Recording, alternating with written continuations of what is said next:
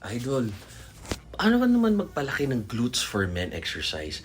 Actually, pareho lang women and men squat thrust. Yun.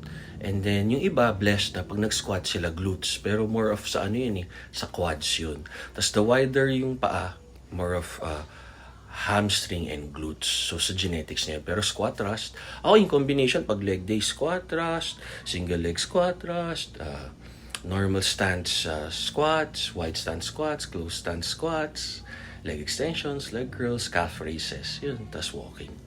And then, kita nyo naman, di ba, yung iba, gandang-ganda na clean cut ako.